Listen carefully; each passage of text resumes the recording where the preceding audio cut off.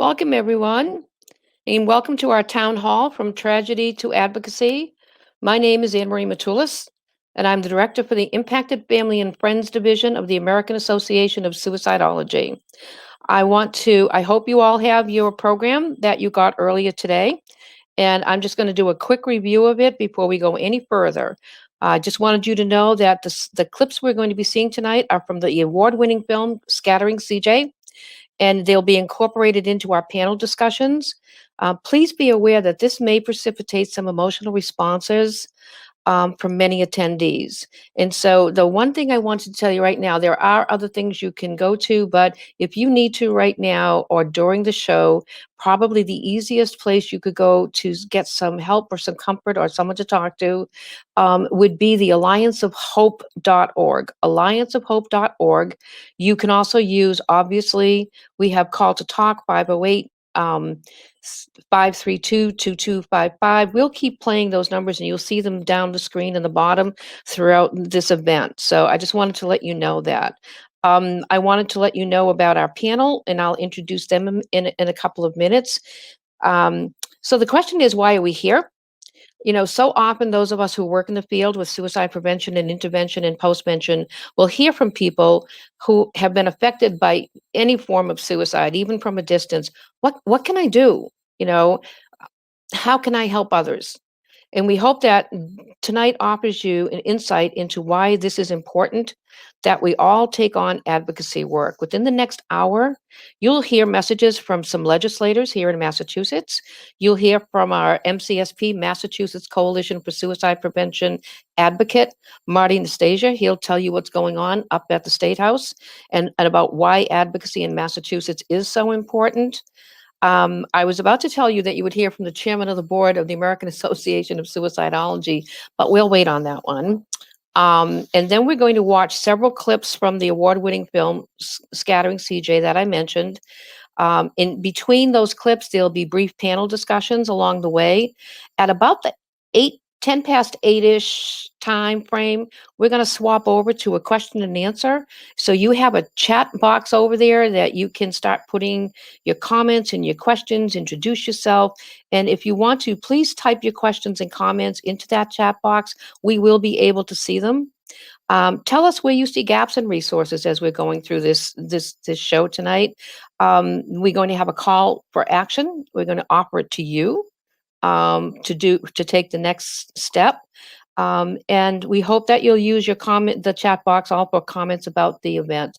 Was this helpful? Was this town hall meeting helpful? And what more should we address? That's always a question when we're doing work. We do want you to know there will be a part 2 to this event, from tragedy to advocacy. It will be on December 6th at 8 p.m. And with that said, I would like to introduce you to our panel. Don't know if they're coming up on screen. We have Hedi Toomey, who is CJ's mom, and waving to us. All right. Hedi is a suicide loss survivor, and she has become an incredibly powerful advocate.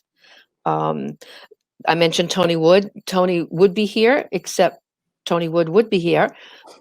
Tony Wood would be here.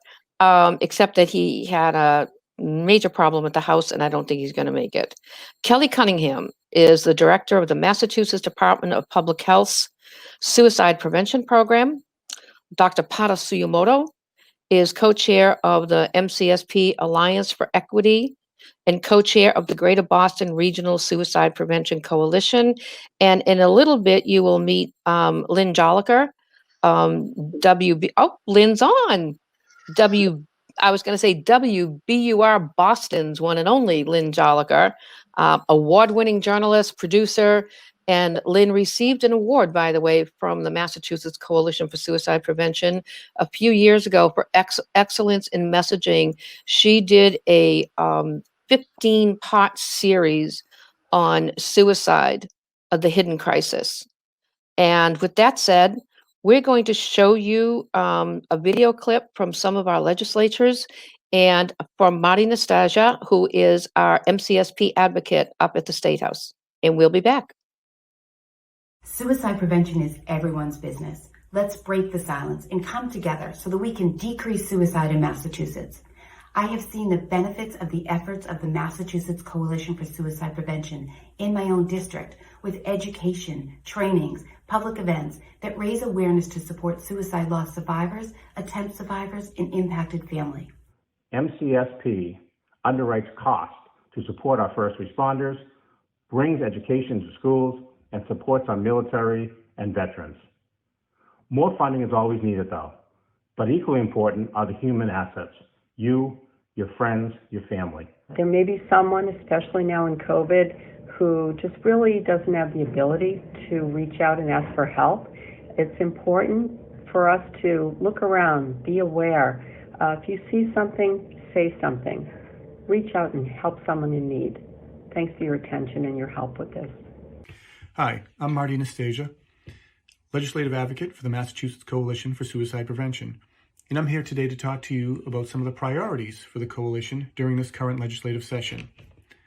As many of you know, this is a session unlike any other session. But this just places a greater emphasis on our advocacy efforts as we move forward. Our first priority is similar to the priority we have every year, and that's the annual state budget. In particular, maximizing the resources available to the Department of Public Health. This comes at a critical time when revenues are declining and the state's going to face potentially a $3.6 billion deficit in a budget that's yet to be developed. We will continue to advocate that these services are critical to the Commonwealth, and adequate funding is necessary to maintain these services.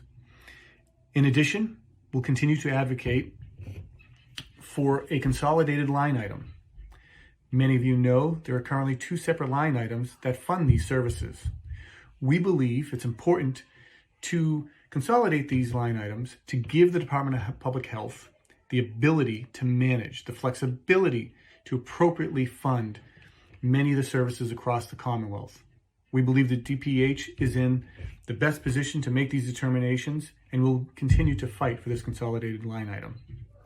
Finally, we're looking at a new policy item, and that's a small fee to be added to cell phone bills, similar to the 911 fees, that would support the crisis lines and other related suicide prevention services across the Commonwealth. This will be the first year we've introduced this policy matter, and most certainly, based on the calendar, we're going to be looking to move forward with it going into next year in a new legislative session. But still, we believe the introduction now will lay the foundation for success as we move forward. As always, I would be happy to talk with anyone if they have any questions on any of these priority items. Thank you. And thank you, Marty, and for our legislators for coming in. Now, as I mentioned, Tony Wood, who is the chairman of the board of directors for the American Association of Suicidology, is having some housing issues, and they're rather serious. The good news is I have his notes, and we'll see how this works. I can't say, hi, my name is Tony Wood, and I'm the chairman of the board of directors. That would bring a smile to some faces and frowns to others. So I'm going to go over the notes that he wanted to make. What we're doing tonight is innovative and it's groundbreaking. And why is that? That's because never before has a division of the American Association of Suicidology partnered with and collaborated with a state suicide prevention coalition to deliver programs within that state. And so a little bit about what impacted family and friends are.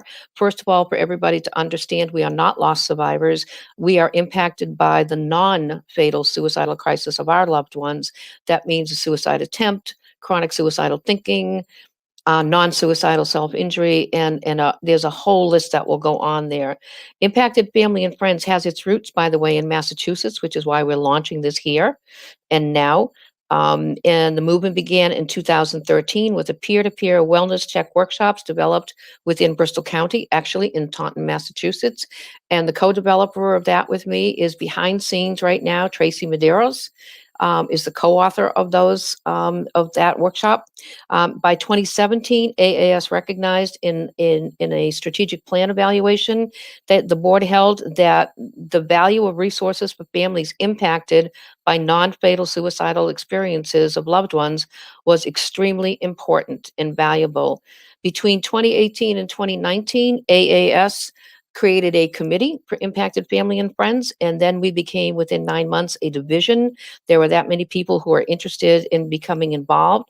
And so what that does is, as a division, it puts a voice at the board of directors, that would be me, to speak for millions of impacted family members.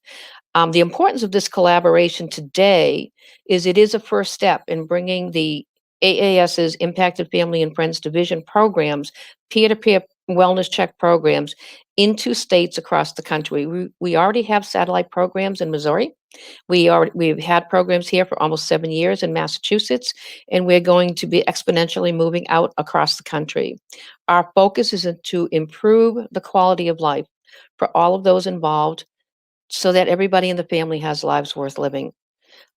It expands ways that AAS can collaborate with states, share resources from AAS's side, the research, the academia, new trainings, new programs, and new information that they have, and through the Impacted Family and Friends, be able to share that across the state. And that highway of information has never been available before. And so Tony, I can tell you, has sent his apologies at least a half a dozen times in the last hour for not being here. So we'll make sure he shows up at the second one that we do back in December on the 6th. And now we're going to show you the very first clip from Scattering CJ. I want to remind you, this will be emotional. I hope you have your tissues nearby. And if you need help, please use the crisis line calls or go to allianceofhope.org. Okay? See you soon.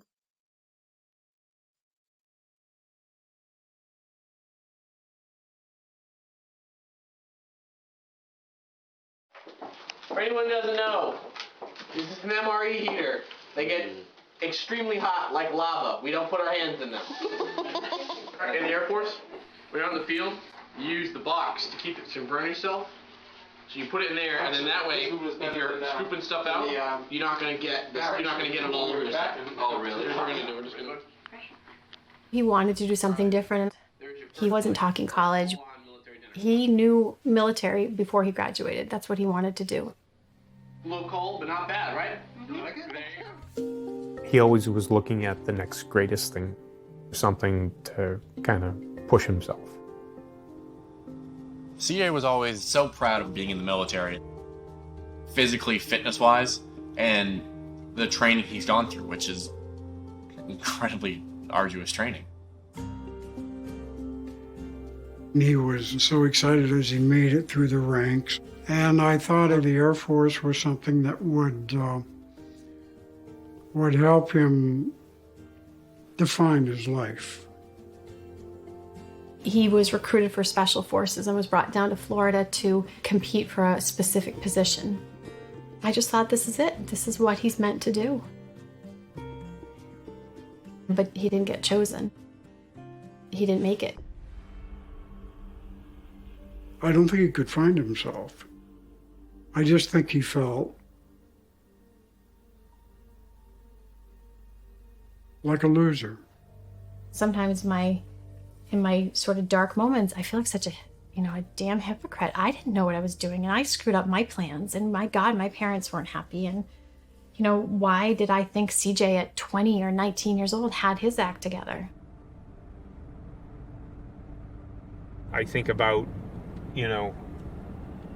what happened and I don't know. I mean, I think there were a lot more things in his life that were going on that we didn't necessarily know about or could see.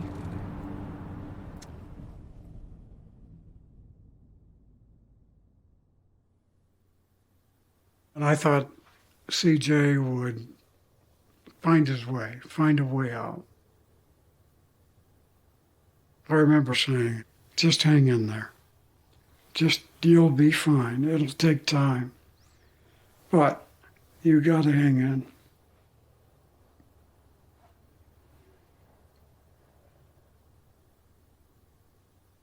He did a lot more staying in, drinking, he gained weight.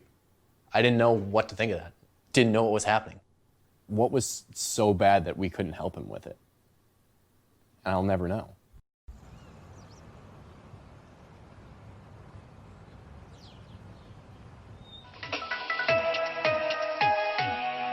One final journey. That is how an Auburn woman is describing her effort to help keep her son's memory alive. It's been more than 3 years since Christopher C.J. Toomey killed himself. And every day, his family has been searching for answers. I don't know exactly when Scattering CJ was born in my head. What I do know is after looking at CJ's urn, day after day after day, that somewhere it started to dawn on me that this can't be the end for him.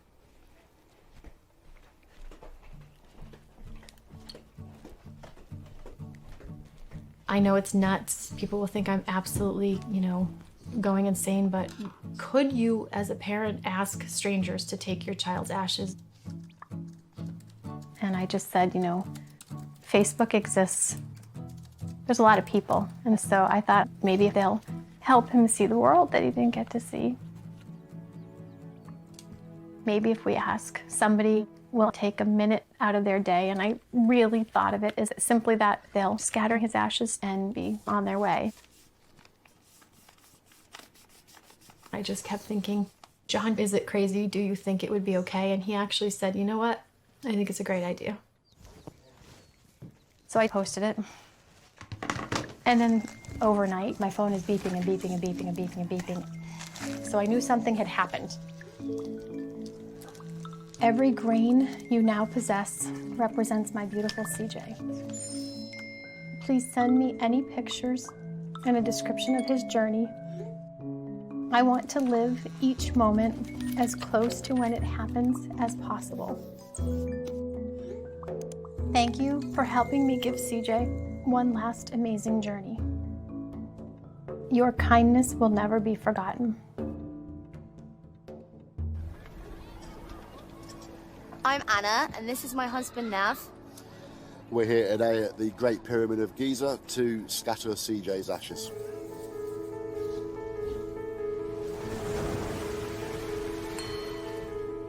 CJ, your mom loves you very much. I'm here for DJ. Alec, here's CJ. I'm taking scuba diving. We're gonna go up to the Great Barrier Reef, and we're gonna do it right now. Woo!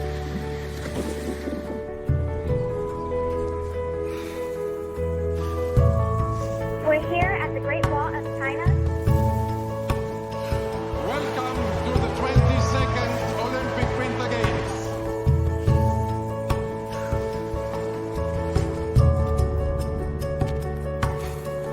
Over Rio, over Ipanema.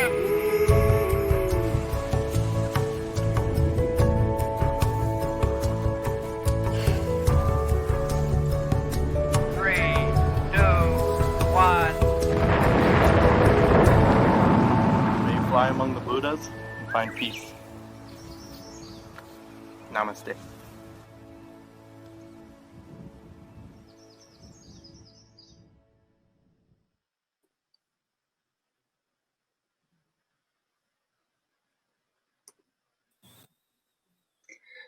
Wow. Well, I would imagine I speak for many people when I say that there was a flood of tears the first time I watched that and the second time. Hallie, there were so many things that struck me in watching your story and watching the documentary. One of the biggest ones was that you turned your grief into a worldwide community. And so many people who suffer suicide loss feel so alone. But I think watching this bolstered for me the idea that there are so many people who want to talk about this and want to help when given the opportunity. What was the takeaway for you in that regard? That was the biggest surprise, and certainly not what I thought would happen when we started this. As you said, suicide and being the family member of a suicide victim, it's a very lonely place to be. You know, there's a community out there of people who have dealt with this, but you just don't understand that. You don't know that anyone cares. You just feel like nobody will get it. And when I started Scattering CJ, my entire purpose originally was to make sure that my amazing son, who is so much more than that one final moment, that he would be remembered and that his legacy would be far bigger than just what happened at the end.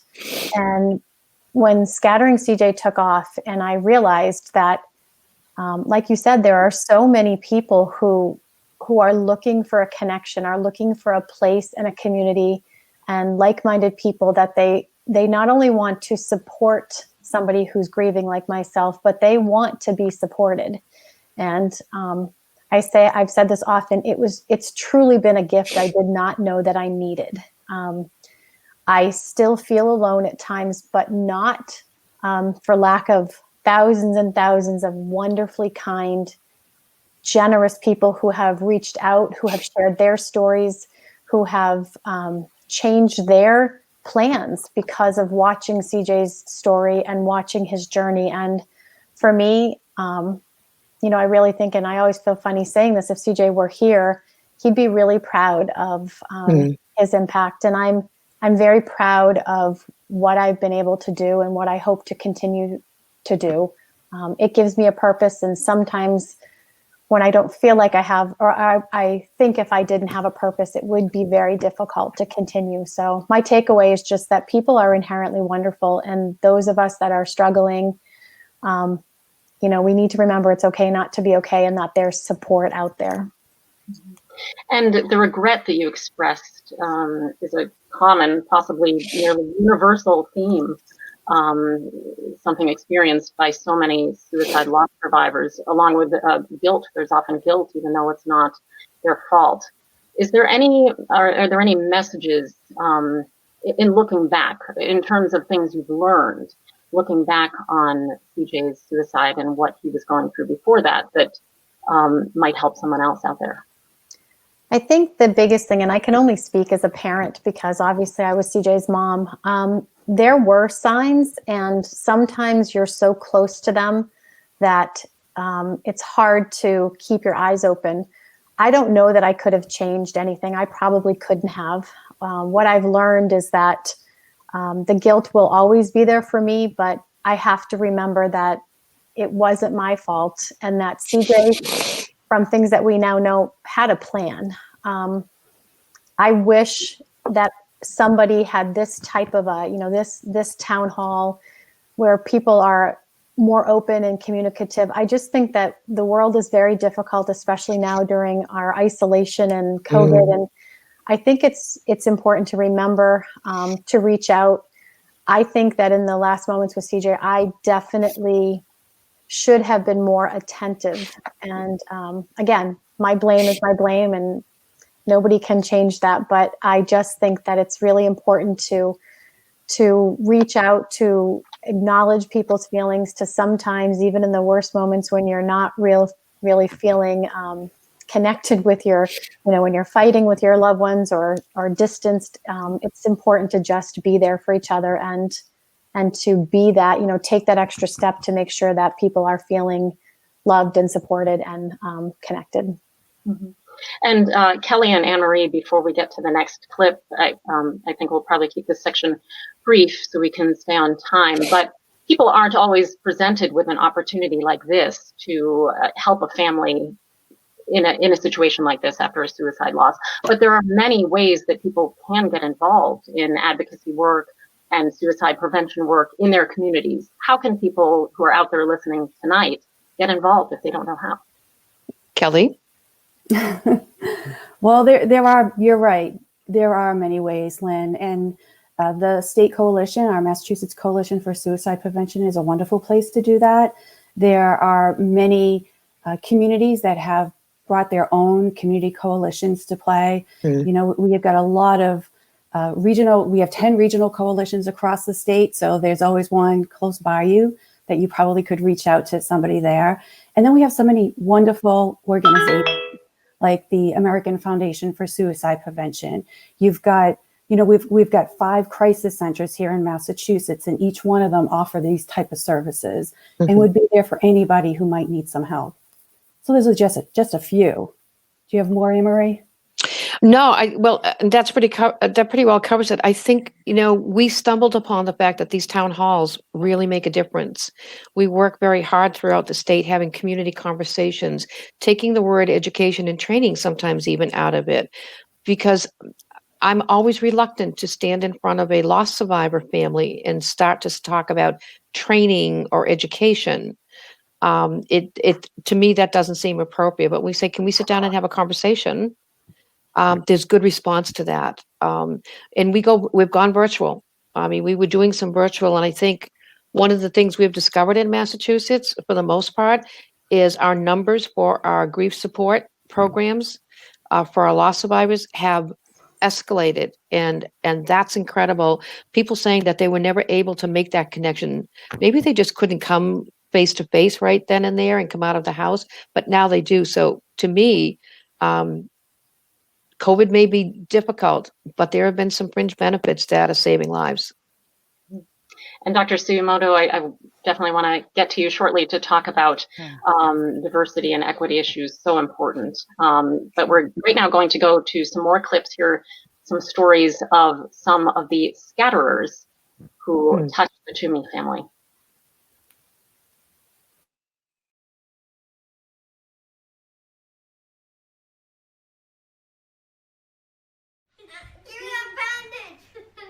Where's CJ? My dear friend Hallie, it is so nice to be able to call you friend. Imagine making a friend on the other side of the world you have never seen in person, never given a hug to, but you have an inseparable bond for life because that person trusted you with something so important. Where did we scatter him? Yeah, we've definitely been to 7 places. Can anyone tell me where Fiji is? That's New Zealand, yeah. Up this around there. That's it. One of those is Fiji. Hi CJ, this is me. My husband Jason, my 2 kids Hamish and Violet, my mum Anne and stepdad Arthur, my dad Chris and stepmum Kate, my sisters Amy, Brooke and Jess, my brother-in-law Josh. In July 2015 we took you on one of your final journeys. We were holidaying on the south coast of Fiji, the Coral Coast, in a place called Koralivu. We wanted your final day with us to be very special, so we sought out the most beautiful place we could get to, the waterfall, 40 minutes trek through the Fijian jungle from the village of Bayusivu.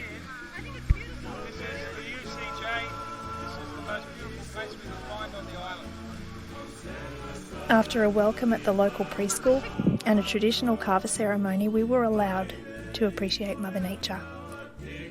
I showed our guides your picture and told them your story and asked permission to leave your ashes in this sacred place. The man smiled beautifully at me and said, "Of course you can." We crossed 9 streams to get to the waterfall. It was slippery terrain most of the way, and I was especially proud of my mum. She has acute rheumatoid arthritis, and she's amazing. Everybody made it, and boy was it worth the journey. All of my family members, even the little ones, were familiar with your story. Everybody had read your mum's wishes. We remembered how much she loved you. We told you she was sorry. Think a happy thought. Say something nice to CJ. Happy travels. And in the end, we all took some ashes and sent you off with a happy thought. And we washed every speck of ash out of that bag. My dad made the beautiful and poignant observation that it could take you 20 years to reach the ocean. So your journey will continue long after we've left this beautiful place. And all of us who participated will never forget the privilege of playing a part in scattering your ashes, CJ. Maybe one day your mum will find peace in realising how many lives you've impacted in the most uplifting way. Love from the Vellas, the Foxes, the Ryans and the Muggletons.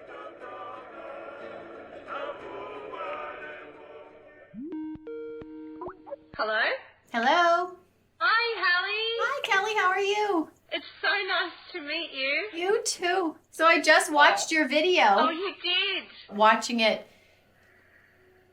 it's just such an honor to have you do what you did.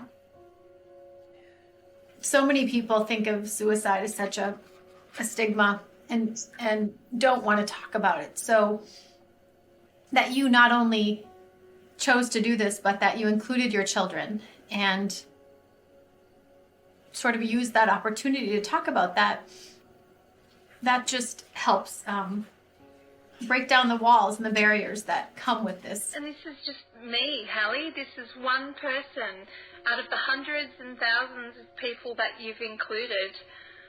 I just think what you do in CJ's memory sets an example in life that other people should follow. It's hard not to see your video and feel good. And I promise you that I will remember your words. Have a wonderful Tuesday. What time is it? Oh, yeah, it's about 11:30 in the morning. Oh. I think you're about as far away as I can get.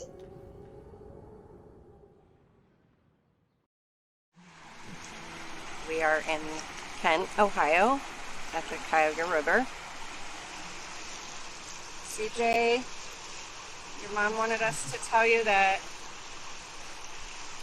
she loves you and she's sorry. She misses you. Your dad and Connor miss you. You've touched so many lives, including mine and my son's. It's okay.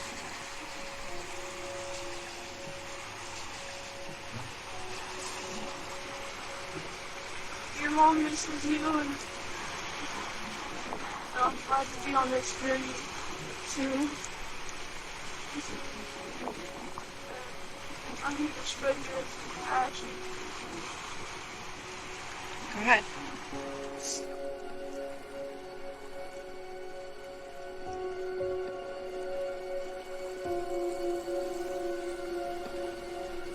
Thank you, Hallie, for letting us be a part of this journey. It meant so much to us. It has brought us closer and has helped us heal as a family. We hope that you heal soon, too. Thank you, Hallie.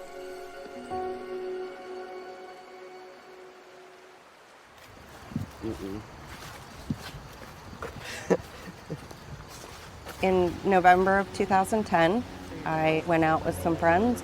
When I got home, I didn't know really what was going on. I just knew that I didn't want to be here. Yeah, it was years leading up to that. I called my brother and my best friend and told them, and one of them called 911 and basically saved my life. I found Scattering CJ on Facebook, and it opened up a huge communication between Alex and I. I was able to tell him everything about my attempted suicide and my depression. When my mom told me about CJ, it made me cry. When she asked me why I was crying, I said, because these could be your ashes that I'm spreading.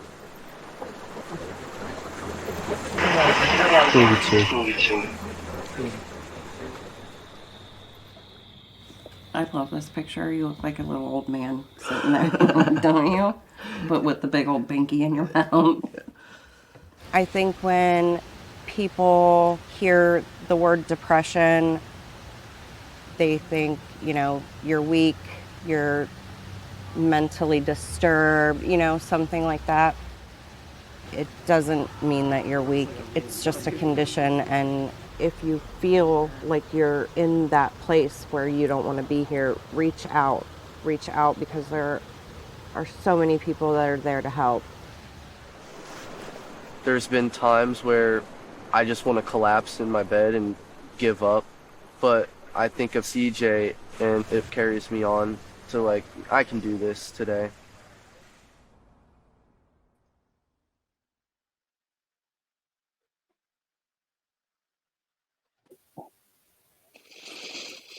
Hallie, the act of having people ashes scattered around the country and around the world really does seem to have become a kind of advocacy and awareness raising around suicide. Can you talk a little bit more about the ripple effect in terms of connecting with one person and how that can have an impact far beyond, as it seems to have in the cases of Kelly and April and Alex?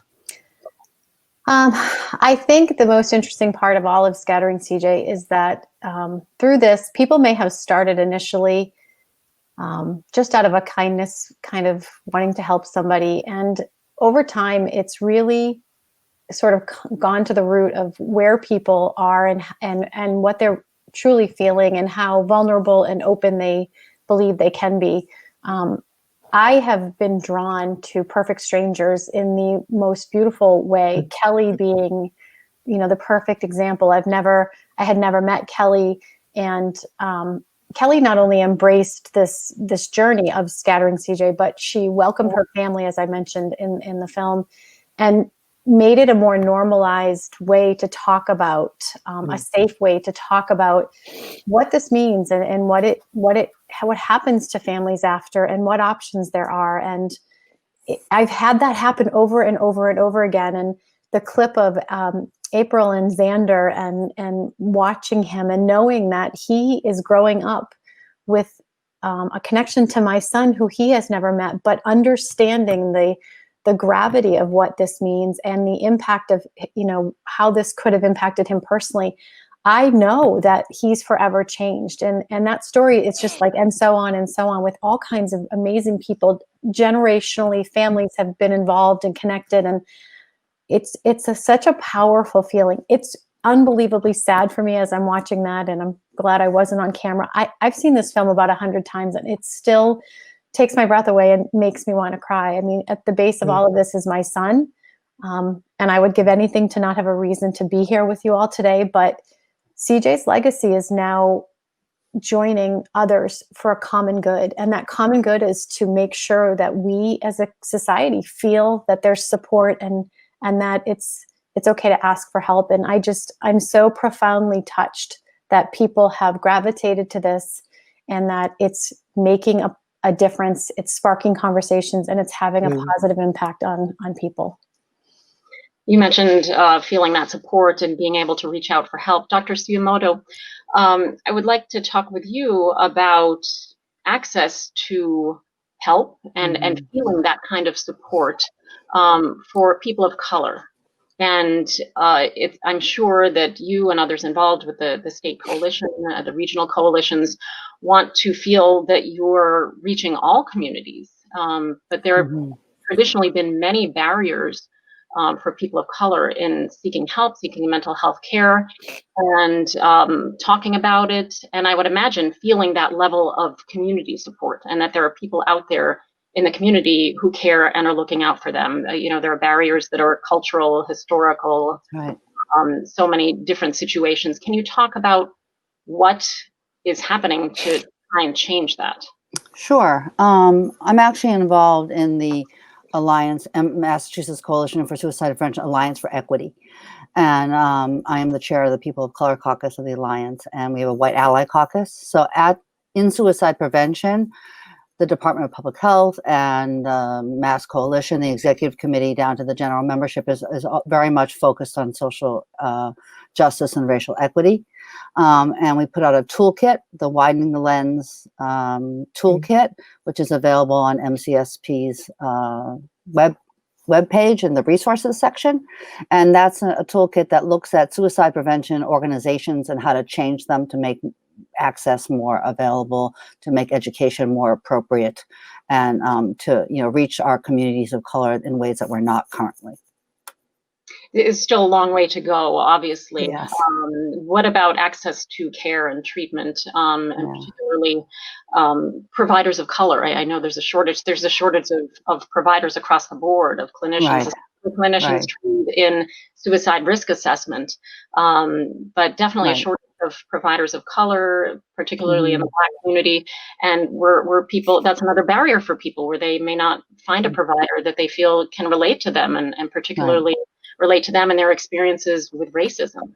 Right. And that's a huge problem. I mean, we need to create better pipelines. We need to create better ways to get clinicians of color educated and, because it's expensive. It's a process. You have to really think about how we can start from the very beginning when, kids are in high school even, and to think about that. At the same time, we also need to work on making community practitioners have more cultural humility to be able to, we're not going to have enough providers of color for every person of color that needs help right now. So, I mean, what we need to work on also creating cultural humility among providers that are maybe of a different background in order to serve, the population in general. Before we get to another clip, this is for anyone who would like to jump in. In these times of heightened stress and isolation, I think it's a good time to sort of remind all of us and ourselves what we can all do to be working towards suicide prevention and to be looking out for people in our lives. So for anyone who wants to jump in, for those listening and watching tonight, what are some of the things that all of us can be doing to reach out, make a connection with anyone in our lives that we're concerned about, and things we can actually do and questions we can ask that person? Ask the question. Mm-hmm. Ask the question. If you're worried that someone's suicidal, ask them directly. And that's not going to put an idea into their head, or anything like that. Right. The research has backed that up, right? That asking the questions, people might be nervous.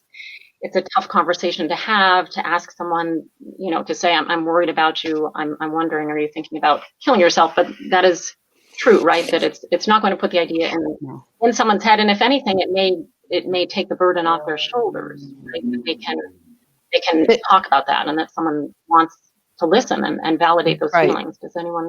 Yeah, Lynn, I also want to let everybody know about a program that we have brought into Massachusetts. Right now, it's the Bristol and Plymouth County regional coalitions that have been working on it, but it's caring cards. And at the moment, 5,000 are going out to Department of Children and Families workers, those who do Meals on Wheels. And on one side of the card, there's some beautiful art, and it may have a message on it. And if not, you have volunteers from the suicide prevention forums who are writing messages, care messages on them. They're very carefully wrapped in little sandwich bags or some other safe way of transporting. And these are being dropped off anywhere from police departments to hospitals to senior centers. Again, I mentioned DCF. Whoa, okay. We won't even know whose house that was at. But these caring we've delivered 5,000 on one side and 3,000 more on another. And you know what it's doing? We brought them to the vet's hospital. It puts a smile on someone's face that no one else is talking to, especially in COVID times where people can't come in and visit. And it's a simple little thing. We've been putting them, we put some in one of the grocery stores and asked them to just make sure that their bagger's got, a card. It's someone breaking the ice, because the people who need to make those calls and reach out the most for help are the very people that are fear-based and can't. We need to do warm calls. We need to reach out. We need to go to where they are and not keep waiting for them to come to us. Thank you for that, Anne-Marie. The next clip from the film is the story of Hedi, who's another suicide attempt survivor who got involved in the Scattering CJ movement.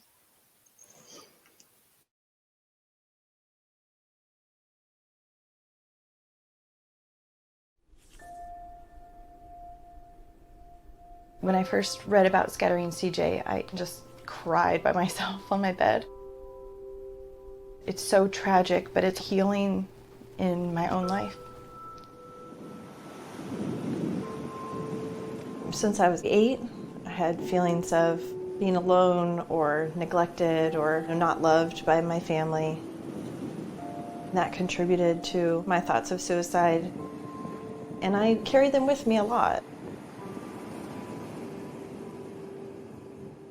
I would look up stuff on the internet. How to do it, which one wouldn't hurt, which one would be quick. They all sounded really scary. CJ is a reminder to get help.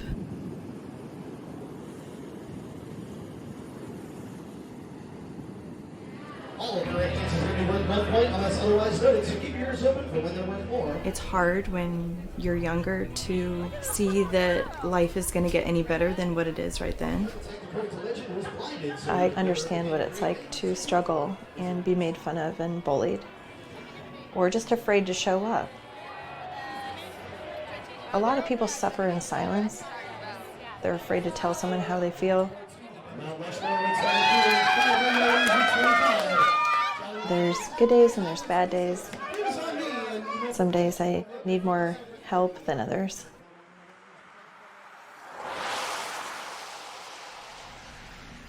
My mom could have easily been Hallie. I wanted to celebrate that she wasn't and have her accompany me to do something that was healing for me. I made a promise to myself that I would never end my life. I made a promise to CJ. I can be a legacy as part of CJ. He can live on in the thousands of places and people that he's touched.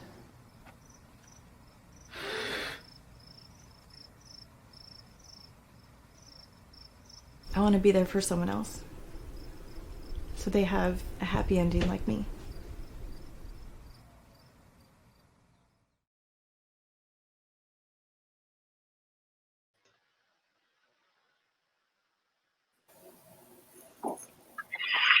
Anne-Marie and Kelly, I'm wondering what stands out to you in those clips we've seen in terms of attempt survivors and people with suicidal ideation and loss survivors, how them coming together and how you've seen in your support groups you run, Anne-Marie, how bringing people with these different experiences in different aspects of suicide, they can actually support and sustain each other.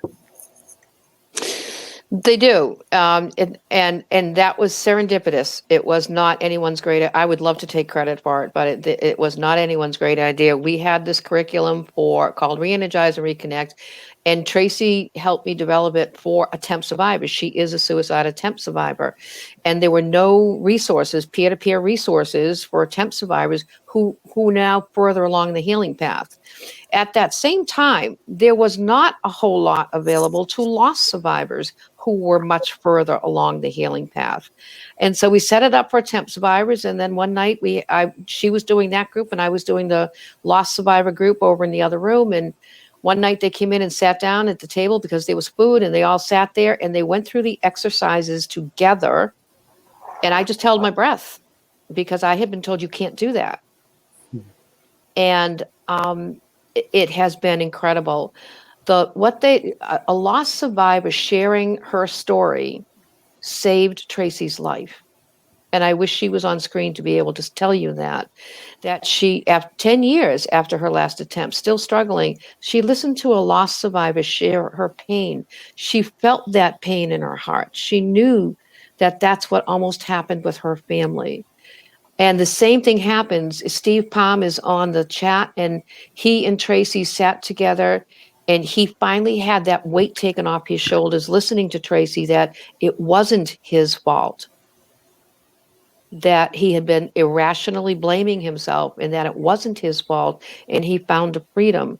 And loss survivors and attempt survivors have been learning so much about it. And what comes out of that? We improve quality of life. And if we improve quality of life within the family, we save lives. So yeah, I'm the loudmouth champion for doing that. And we have satellite programs out in Missouri doing it right now. We're bringing more.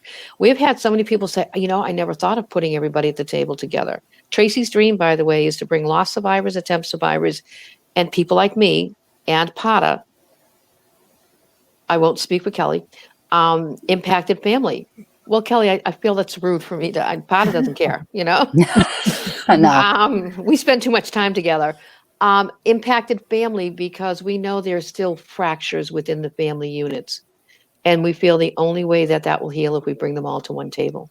And just real quick, won't you be expanding this program around this year and even Yes. virtually? Yes. This is what tonight is all about. Actually, I mean, it's a hidden agenda, but it's there. What Tony might have talked about was this is the AAS first footprint into a state to work with existing resources, i.e. MCSP, to now expand those programs across the state at no expense to the state. That's always an important piece. And be able to have people do this all the time. But since we can't do it person to person, we can do it statewide virtually. We already have been doing it. And now we're just going to double up, triple up on that so that people can reach out and grab hold, that they're not alone, that there is a connection. And by the way, we laugh more than we cry. Hallie, one other thing that struck me so much was how amazing it was that people found their own healing directly through CJ's story and their experience in helping you after CJ's death. He was an inspiration to others to keep fighting in their own lives. What does that tell you? That he's pretty amazing. You know, I don't ever want to lose sight of that there was a real person behind scattering CJ. He was an awesome person. He was so full of life and he loved people. The saddest tragedy of all this is that he really had so much to give, and there's such a void without having him. But, you know, when you watch that clip, and again, I've seen it time and time again, when Hedi says that she promised both herself and CJ that she will not take her life, it's a very strange way to be proud of your son for something, but I really am. I think that I'm going to start crying. My other son, Connor, talks about, you know, if people use CJ's story and learn about him and use it to change, to be more positive, to be more willing to help others, that's something. And that's something that he really holds as a sense of, this is why CJ, his story is so important. It's why we got involved so readily with the film and the film crew who so truly believes in sharing the story, you know, as a tool. It's not everything. It won't solve all of this, but it's a tool. It's a story that's more hopeful, I hope, than tragic. It's sad, but you walk away feeling like, you know, really there is something there. There's a community, there's people, there's a shoulder out there if you're willing to open, you know, and be receptive to it. And it's pretty beautiful. It's really sad. Like I said, I'm never going to lose sight of why I'm here. But I believe it was what we should do. I think scattering CJ, even though I think it was a thought in my head at one point, I think the universe basically said, this is, you know, we have to do this. And when I look at the outcome, when I see people saying, I'm so happy that I saw the film and I'm going to show it to my children and I want to bring it to schools and I want to bring it to universities, and to have a film company that's so proud of it, and to, you know, they're going to be making it accessible for an entire week for free in November as a build up to, you know, international survivors of suicide. It's hard not to be proud in a very bittersweet way. I'm hoping we can just do a couple more quick questions. Kelly, we've heard a great deal about a second pandemic of mental health issues, mental illness. And basically we already see that it's happening. The limited research that has been done, surveys by the CDC, other studies do show a notable increase in depression, anxiety, and suicidal thoughts in the US. So I'm wondering, on the state level, what is happening to try to monitor things in real time in terms of suicide and what's happening in the state, and to try to mitigate an increase in the suicide rate because of the pandemic? I have to say that during this time, more than any other time, that many different areas of the state have come together and state agencies have come together. I've been invited to the table at more places that I've never had before, because we want to make sure that this topic is front and center, and people are realizing that there are things that we need to do. There's been a lot of campaigns. If you look at the Department of Mental Health and some of the campaigns that they've been putting out over the past several months, they've been pretty terrific. They just put a new one out called Holds Hands, I think it's called. And it's for parents who are struggling about their children and they don't know how to ask certain questions to their children. And it walks them through a scenario. And I think we really need to do more of things like that and, you know, really try to work together. And that I am so thankful for that. I'm so thankful that people are asking me these questions and bringing me to the table and that we're sharing ideas together. And, you know, and I just want to add to kind of what everybody else is talking about with attempt survivors and those with lived experiences and loss survivors. They need to be at the table too, you know, because we can learn so much from them as we're doing our work and as we're making these policies and making these changes. And I think that's what's going to really help push us through some of this really dark time. We have a question from an audience member that we would like to get to from Joseph. Joseph is asking, Hallie, he says, thank you for being here. How has this project affected you? How do you think we can keep pushing forward as advocates from this point? I think in the simplest of terms, it's given me hope when I was really hopeless. Scattering CJ has become the most important labor of love that I probably have ever had or never will have. And it's just been,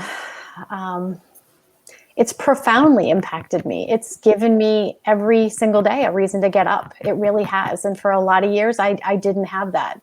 Even knowing what suicide has done to my family, to my remaining son, Connor, to my husband, John, and myself, there were still times, although I was never truly suicidal, I was so lost that I just didn't see what was the point. And this it's given me hope. And in terms of continued with advocacy, I'd be selfish not to say that I hope people want to bring this film to audiences of all ages, races, ethnicities, it's a tool to help conversations. I think people are maybe a little reluctant because they hear suicide. They think it's going to be a graphic depiction, and it isn't that.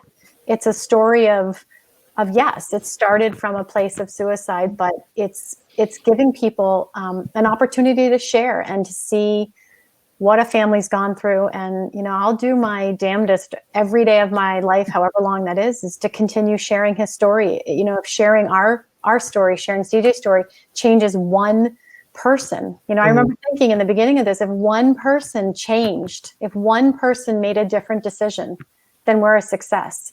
And on my down days and on the rough days, I actually have to go back and remember there's a lot more than one. We've been messaged, it's really impacted people. And now it's a film that can be taken. It's not so long that it isn't, you can get through it. You can say, okay, let's talk about it. There's, even I laugh a couple places in it. CJ was a charmer. He was charismatic. He was funny, and people loved him. And his story, I hope, will live on and will be used to promote continued advocacy and to make a difference. That's wonderful. Thank you, Hallie. I had one more question for Dr. Tsuyamoto, and I believe we have to wrap up.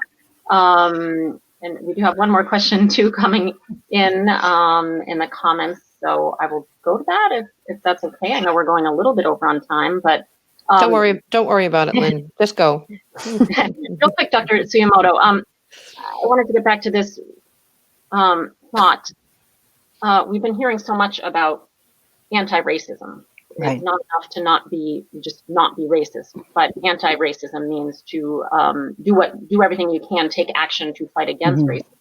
So I'm wondering, in terms of suicide prevention and advocacy, what can we all do to help break down the barriers that exist? And Well, I'm sorry, go ahead. Anti-racism is suicide prevention, because if we think about social determinants of health and we think about how racism impacts people's lives, then what we have is a situation where people are more desperate, maybe financially strapped more because of the socioeconomic implications, etc. So, I mean, we have, so I really feel like what people can do are start where they are, start at, in their own house, talking about these issues, both issues of diversity and inclusion and social justice, as well as suicide. And I mean, having been an attempt survivor myself, being able to say, listen, people struggle, and we're people and we need to talk about it. And, we struggle emotionally. We also struggle understanding what's going on in our lives around race and racism. Absolutely. We do have one more question. Carmen Lee is asking, I wonder if you can reach a suicidal person without dealing, I think she means without dealing with his or her depression. Maybe reaching and connecting in other ways without head on talking about the depression or making it about the depression, like making connections in other ways that could help the person. Maybe that's what Carmen is asking. I'm going to throw it to Pata. Yeah, I mean, I think for me, I mean, these things are kind of interconnected in my own personal life, but I feel like even just saying a question like, rather than dealing with like, are you depressed? Saying, what can I do? Or how can I be there? Or, or I see, can I just sit here with you? Is that okay? I mean, those kinds of little things where a person could then open up. It's not a matter of knocking someone on the head, but it's also, very important to give space, to hold space for people. And as an attempt survivor and a person who struggles with depression herself, I think it's really important to be able to, for me to be able to enter into that space with somebody else. Well, this has been a wonderful discussion, and we're getting many comments from people thanking you, Hallie, in particular, for sharing your story and for sharing CJ with us and the world. Thank you very much for that. For yes, such an amazing story, and taking us on your journey with us, with you in your grief. So we are out of time, unfortunately. Thank you so much to the panelists. Thank you, Anne-Marie, for asking me to moderate this.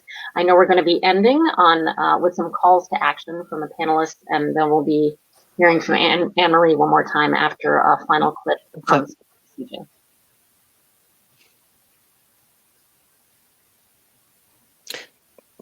Hallie, would you like to start with a call for action? Oh, we lost you. Better? Yeah. Can you hear me? Okay. I didn't touch that. That wasn't. No, that's all right. As I mentioned earlier, we are embracing, the Scattered CJ community is embracing International Survivors of Suicide Day, which is November 21st. And we are having a live stream event, which will feature live performances, special guests, Q&A with the film production team and some people, some scatterers.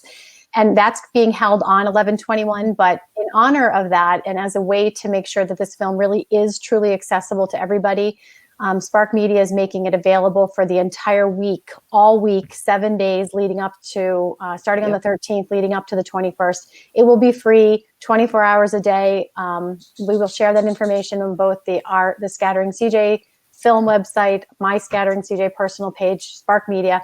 But I encourage you to use that because anybody, anywhere across the entire world can find a moment of time, no matter what time zone you're in, and you can see it. And if it's valuable to you, you can watch it again and then, or share it. And then you can come to the event on 11/21 and be part of the community, and let us as the actual people in the community of Scattering CJ, thank you. I'm really excited for it. I've been trying to make people see it, but it's always, some people in foreign countries have different, it's just not been available. And this will truly be easy and accessible. And I'm so honored that Spark Media believes in it so much. So please look for that information and come and watch it. We will. I'll be there, by the way. Thank you. Kelly. I would have to say my call to action is, during this time when it's really hard for people to see each other, is, not just text an individual, but pick up the phone and call them, or FaceTime, or, get on Zoom, whatever you can do to be able to actually see an individual or hear their voice, because we miss so much by just having text, and we miss so much by not being able to do the things that we were doing every day prior to March 16th. So, I would really love to see, each one of us to do that just for just one person and see how much of a difference we can make. Pata? For me, I would say, really work to understand the connections between social justice, racial equity, and suicide prevention, and the idea that it's all part of the same process of kind of coming to awareness and coming to understanding that these things, we can't be siloed in our little spaces, and we have to be more expansive in how we think about these things. Lynn, are you allowed a call to action? Oh, you muted. Gosh, I wasn't prepared for that one, but I will say. Oh, she got muted again. You just got muted. Did I mute again? Oh, sorry. No, I wasn't planning to do one, but since you mentioned that I have done a lot of reporting on this, I guess there were just things that always stood out to me, like the messages that I learned in report and that I've learned in reporting so much on the issue of suicide. As we mentioned, asking the questions, that it's not going to put the idea in someone's head. Are you thinking about killing yourself? If you are, do you have the means? And then if they say yes, do you have a plan? And validating is just, I've learned is so important. And I've learned that as the friend of someone who's been in mental health crisis and suicidal crisis for the last couple of years. And just the difference of having that validating listening ear can make, non-judgmental, just saying to the person, God, it must be really hard. It must be really awful to feel like this so much. And I'm so sorry. And not judging or not saying, you shouldn't feel that way. You have so much going for you. Those are the kind of the biggest things that just stay with me throughout. And that having that validation can be enough to help that person hang on for another day or another week, while you and others can help them get connected with treatment and support that will hopefully work and help. My call to action is to do a huge shout out to those of you who have never met Andrea Kalin, who is the producer of Scattering CJ, and take a look at her work. She is absolutely phenomenal. My call to action is to absolutely, Hallie, I cannot thank you enough for sharing CJ with us, and for having the courage to be so transparent and so open. And my call to action to all of you who are in our audience is that this is but the first step. We are going to be bringing an onslaught, frankly, of virtual roundtables, conversations, trainings, education. You can look at MCSP's Facebook page. You can look at A Voice at the Table website and Facebook page, and Twitter account, and you will see those starting to come up. We are going to phase 2 of this on December 6th. And people that I have mentioned are going to be the people sharing that they have benefited from the advocacy work here in Massachusetts to be able to improve the quality of their life. And my call to action to everybody is reach out. Just reach out. And I mean in the reverse order here. Not someone who's at risk. I'm not telling you to reach out. I'm telling, really, not asking. Those of us who are doing okay at the moment, reach out to someone, find someone you haven't spoken to in a while or haven't seen. Or you know what? Just look at someone and smile. Even with the mask on, they can see your eyes smiling. You may be surprised. And we're going to show you one more clip, and then I will just be back for a split second after that.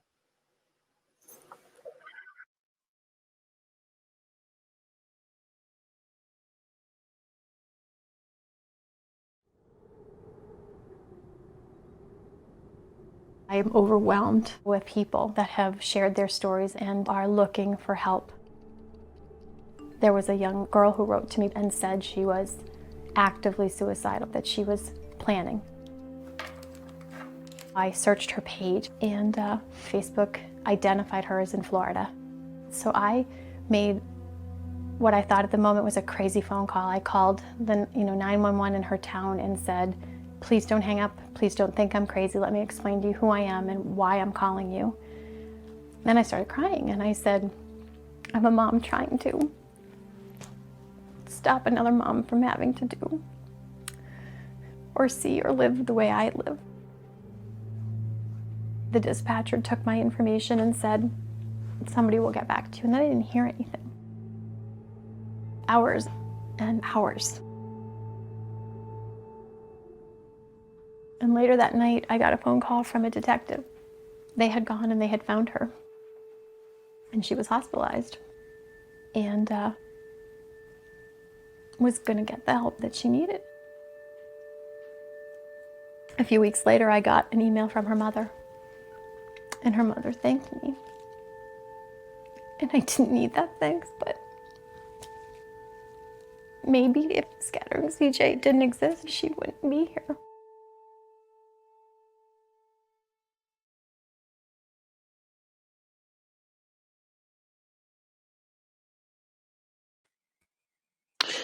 We know this has been a very emotional, heavy lifting hour and 10, 15 minutes. We can't thank you enough for coming and staying with us. I saw the feed and the chat. Thank you for all your comments. Hopefully we'll be able to answer any other questions that we didn't get to. Please, please, we have had resources posted here throughout the evening. I put some in the Facebook chat. If you feel you need to talk to someone, please do so. And if you can see what's right in front of me, and I think it was put in the Facebook chat too, mass.gov info details survivors of suicide resources has a list of lost survivor resources that are available to you in the state. I know for many of you, you sit here with a hole in your heart as lost survivors. We wish you love. We wish you hope. And we thank you all for taking some time out of your lives to spend time with us tonight. Good night.